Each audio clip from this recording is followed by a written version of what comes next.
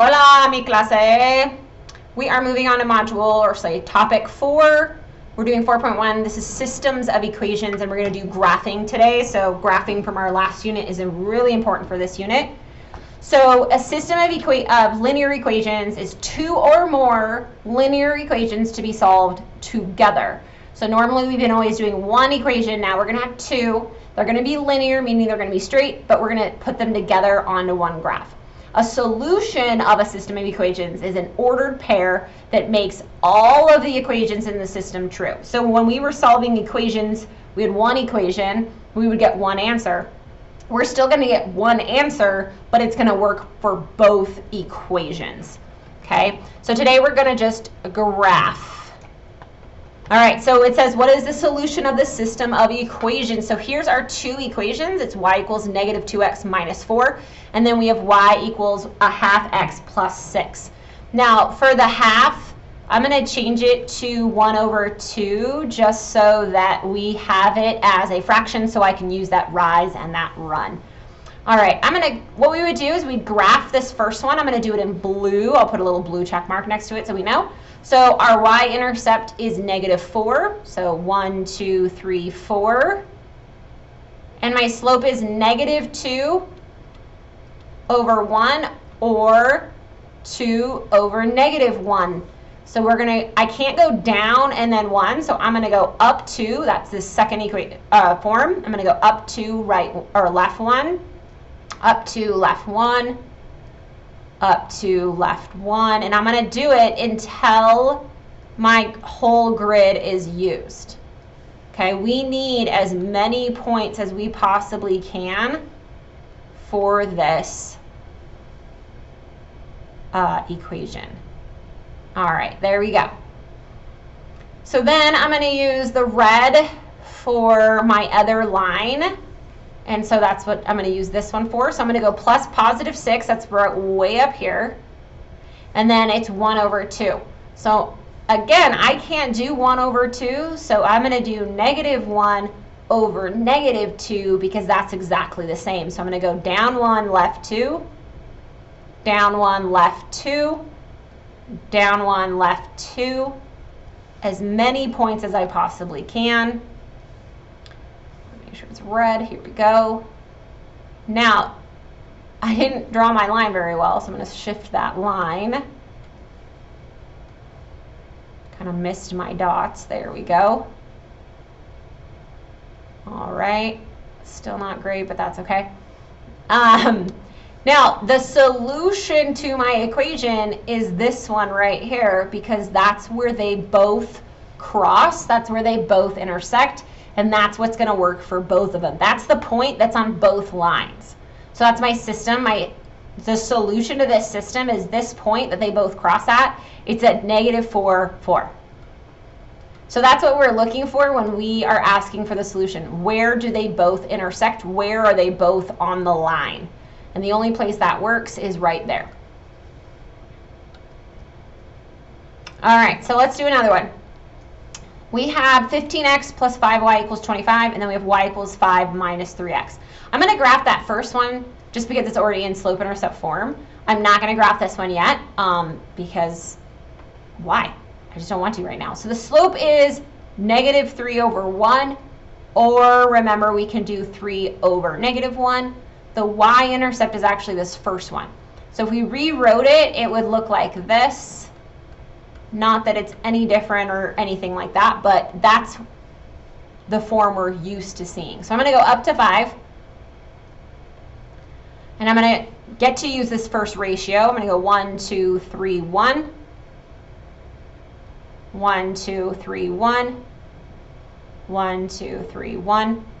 And again, make sure we're putting as many points as we possibly can. It is very important for this situation. If I don't have the point, then I may say that they don't have a solution, which wouldn't be true. So we need to make sure we put every single point possible so that we can for sure find that solution. All right, now for the second one, I'm going to have to change this equation, 15x plus 5y, into slope-intercept form. So I'm going to first subtract 15x. I'm going to get 5y equals negative 15x plus 25. And then we're going to divide both sides by 5. And we're going to get y equals, well, negative 15 divided by 5 is negative 3x. And 25 divided by 5 is positive 5. And what do we notice? That's the exact same line. It's basically it is the exact same line. So if I went to go graph my second equation, it would look like this and basically disappear. So then what is the solution? If they are directly on top of each other, every point exists, everything works, we call this an infinite many solutions. Meaning no matter what I plug in, or no matter what points, all of the points work. Every single one works because they are intersecting at all places. So just like when we were solving equations in topic 1 and got infinite many solutions, we can get the same situation when we're solving systems of equations. Okay, so like this first one, this is what we would call a one solution because one point works. And then we have an infinite many solutions because all points work. All right, so why don't you try graphing these two? Okay, again, I'm going to use separate colors. So I want you to pause here, graph this first one, maybe check your graph, and then check your second graph. That way you aren't graphing both and hopefully having mistakes. So maybe graph the blue one first, see how mine looks, graph the red one, find your solution, and then unpause. All right, so we should have a point here at 1. It's negative 1 over 2, so I'm going to go down 1, right 2, down 1, down 1, right 2, down 1, right 2. And then I need to use the other form, so up 1, left 2, up 1, left 2, up 1, left 2. We have to put every point that we possibly can. I don't know where the solution is yet, so if I only put the bottom half and the solution's in the top half, I'm going to have a real hard time identifying that solution. So that's why we have to put the top and the bottom half. All right, so check yours and then pause here again and do the second equation. So for the second equation, we should have our first point way up here at 6. Our slope is 2, but remember I can't go up, so I'm going to have to go down. So 1, 2, left 1. 1, 2, left 1, 1, 2, left 1. I'm actually going to stop right there. And for the second equation, you actually can stop partway through.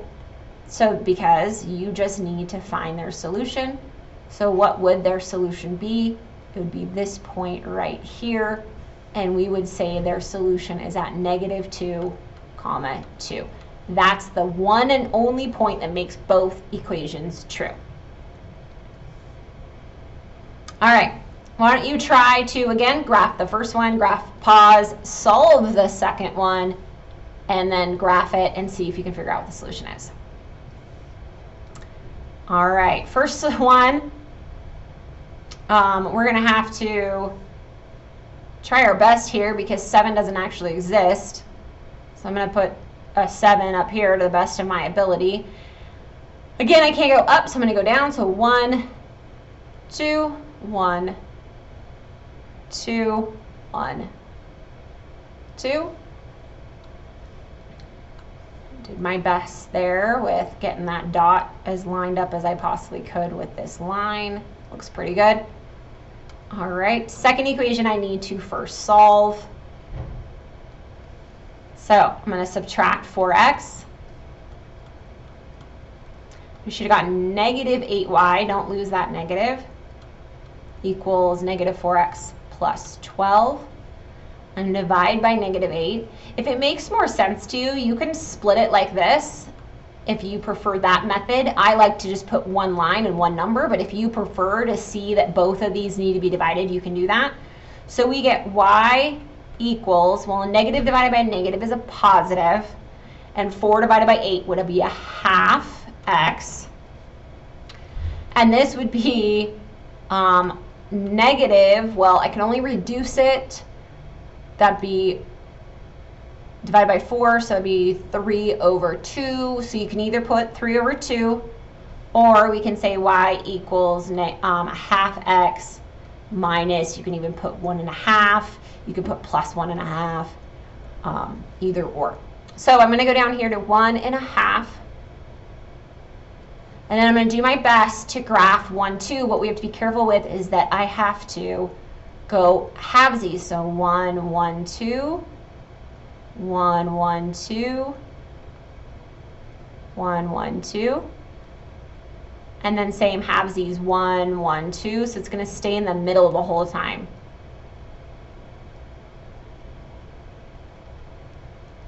Now, if we notice, my second graph is getting nowhere near my first graph. Well, that's what should have happened. Because what do we notice about my two equations? We've talked about this. Half, half. These are parallel. And that means they're never going to cross. And if they're never going to cross, they're never going to have a solution. And so this is 0 or none. There is no solution. They don't ever cross. They will never cross. So I can't get a solution. So this is what a no solution will look like, right? That's another way you'll see it, is no solution. Actually, let's not say 0 because of the fact that the 0 could be an option, right? 0, 0. So let's say no solution or none. They have the same slope. They're parallel forever and ever, never will cross. Always forever will be just hanging out together, but never intersecting. All right, so here's your independent practice. Oh, just things to remember. We have one solution. I'm going to skip this. One solution is 1 point. No solution is equal to parallel lines. And an infinite many solutions equals same line.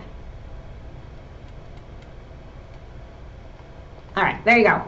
All right, so we have a story problem. So it says Monisha and Holly have 14 more days to finish reading the same novel for class. Monisha plans to read 9 pages each day, while Holly plans to read 20 pages each day. Assuming Holly and Monisha both maintain their reading plan, when will Holly catch with, I think it's supposed to say catch up with Monisha? Who will finish reading the novel first? Now, what's important here is what page they're on. Monisha's on page 96, and Holly's on page 6. Okay, so that's really important to notice as well. So remember, Monisha's going to do 9 pages a day, and Holly's going to do 20 pages a day. Excuse me. You're going to do 2 things. You need to first figure out how many days until Holly catches Monisha, and then also who's going to finish reading the novel first. Not saying that Holly will catch Monisha. She might, but she may not. So there's your independent practice to see if you can figure out, based off the information, if Holly's going to catch Monisha and who's going to finish the novel first. All right, until next time.